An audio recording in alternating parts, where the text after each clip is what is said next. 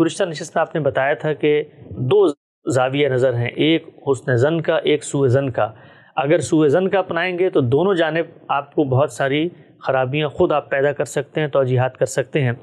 کہا یہ گیا ہے کہ نیت محرکات پہ تو ہم بات نہیں کرتے، لیکن بسا اوقات نیت جو ہے وہ اعمال میں ڈھل جاتی ہے اور بالکل دور دو چار کی طرح سامنے آ جاتی ہے۔ سیدنا امیر معاویہ اگر اپنے اس دعوے میں مخلص تھے کہ قاتلین عثمان کے ساتھ انصاف ہونا چاہیے ہے، ان کو کٹہرے میں لانا چاہیے ہے، ان کو جرم اور کی رعایت سے سزا ملنی چاہیے ہے، تو خود جب ان کو حکومت ملی تو انہوں نے اس کے لیے کیا کیا، وہ کہاں گیا وہ پورا کا پورا نیریٹو جس کی بنیاد پر ایک داماد رسول کے ساتھ جنگیں لڑیں، ہزاروں لوگ شہید ہوئے۔ اب آپ کو موقع مل گیا تھا تو آپ کچھ کر لیتے۔ اور جو لوگ یہ بات کر رہے ہیں انہوں نے غالباً پوری تاریخ کو کھنگال کر پہلے ایک فہرست مرتب کی ہوگی کہ جب سیدنا معاویہ نے اقتدار سنبھالا تو یہ نمایاں قاتلین اس وقت موجود تھے، انہوں نے ان کو کچھ نہیں کہا۔ ان میں سے کسی نے ایسا کیا ہے؟ میں آپ سے عرض کرتا ہوں کہ یہ سب بالکل خلاف واقعہ ہے۔ سیدنا عثمان کے خلاف جو بغاوت ہوئی وہ 3 سطحوں پر تھی۔ وہ لوگ جو مختلف شہروں میں آمادہ بغاوت ہوئے یا انہوں نے اختلافات کے نتیجے میں ایک موقف اختیار کیا، جو لوگ بغاوت کرنے کے لیے جا رہے تھے ان لوگوں کی تائید انہیں حاصل تھی، تاہم وہ اپنی جگہوں پر رہے۔ جیسے اب کبھی سیاسی اختلافات ہوتے ہیں تو ان سیاسی اختلافات میں بہت سے لوگ آپ کو قصبوں شہروں میں ملیں گے جو یہ کہیں گے کہ یہ فلاں حکومت کو تو الٹ دینا چاہیے، فلاں حکمران کو معزول کر دینا چاہیے، فلاں سے نجات حاصل کرنی چاہیے۔ وہ اپنی اپنی جگہ اپنے ان جذبات کا اظہار کرتے ہیں لیکن اس سے آگے کچھ نہیں کرتے۔ یہ پہلی سطح تھی۔ اس طرح کے لوگ ہر شہر میں موجود تھے۔ چنانچہ جن لوگوں نے بھی تاریخ کا مطالعہ کیا وہ جانتے ہیں کہ بصرہ اس طرح کے لوگوں کا مرکز تھا، فسطاط تھا اور بعض تھے۔ دوسرے وہ لوگ تھے جو باقاعدہ بلوہ کر کے مدینے پر حملہ آور ہو گئے، چند ہزار کی تعداد میں تھے۔ ان کے بارے میں یہ معلوم ہے کہ انہوں نے جا کر کیا طریقے اختیار کیے، کیسے مدینے پر قبضہ کر لیا، مسجد نبوی کے ممبر پر قبضہ کر لیا، مسلمانوں کے خلیفہ کو گھر سے نکلنے نہیں دیا، ایک بغاوت کی صورتحال پیدا کر دی، افراتفری اور بغاوت۔ ہم نے بھی بعض موقعوں پر اس طرح کے ہجوم حملہ آور ہوتے دیکھے ہیں۔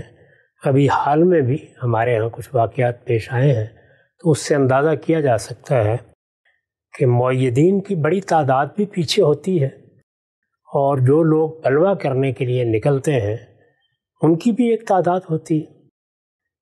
تیسرے وہ لوگ تھے جنہوں نے آگے بڑھ کر ہمت کی، سیدنا عثمان کے گھر میں داخل ہو گئے۔ وہ 25، 30، 40 لوگ جنہوں نے پھر باقاعدہ حملہ کیا، اور ان میں سے بھی جو براہ راست قاتلین تھے 4-5 لوگ ہیں جن کے نام لیے جاتے ہیں عام طور پر۔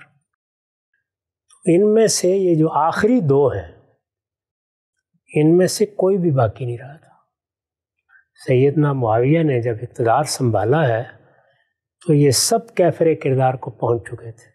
اچھا، یعنی یا کسی کی تلوار کا لقمہ بن گئے یا ویسے لقمہ اجل بن گئے۔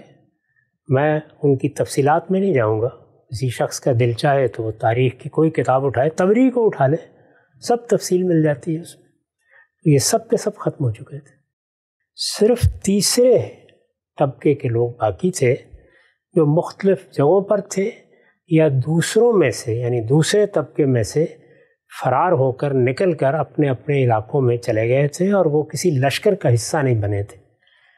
ان لوگوں کا پیچھا کرنے میں وقت لگا، وہ بھی ہوتا رہا، اور حجاج بن یوسف کے زمانے تک آتے آتے جو ان میں ہاتھ آیا ان میں سے ایک ایک کو کیفر کردار تک پہنچایا گیا ہے، اور صرف پہنچایا ہی نہیں گیا بلکہ ایک خصوصی جیل خانہ بنایا گیا تھا جس میں اسی طرح کے لوگوں کو پکڑ کر بند کیا جاتا تھا۔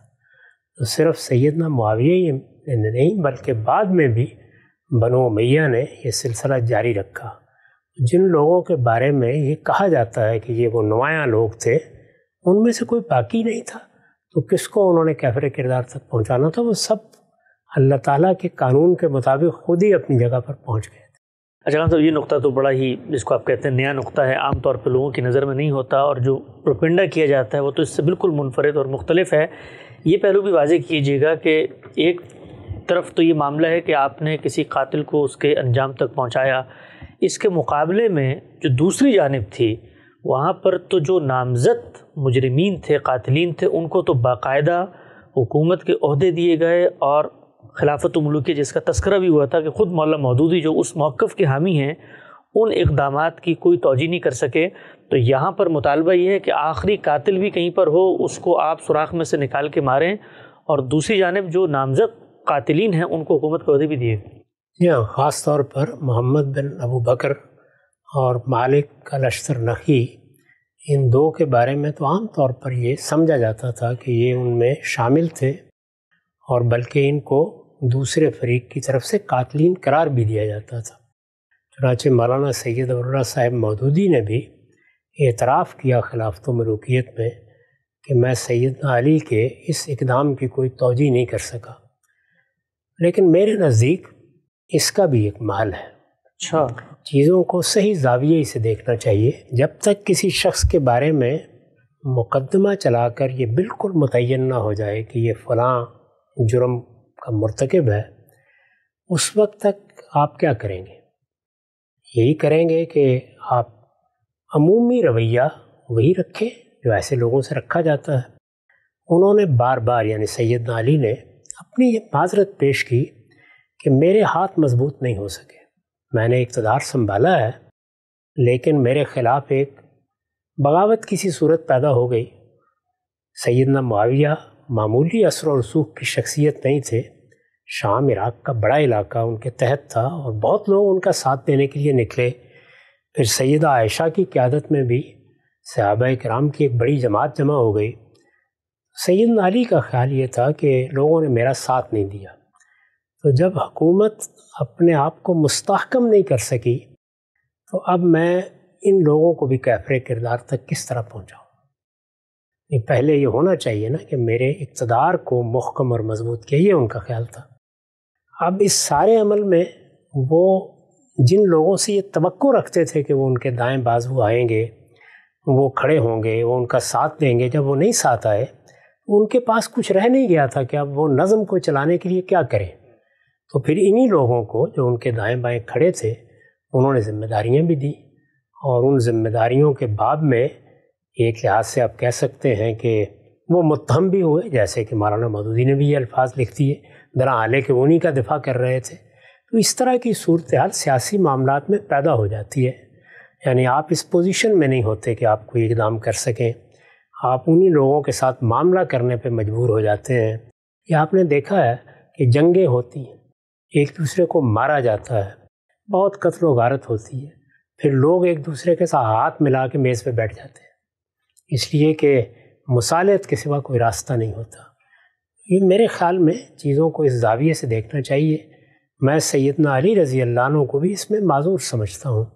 جیسی صورتحال انہیں پیش آ گئی، صحیح پیش آئی یا غلط پیش آئی، اس میں وہ بالکل بے بس ہو کے رہ گئے۔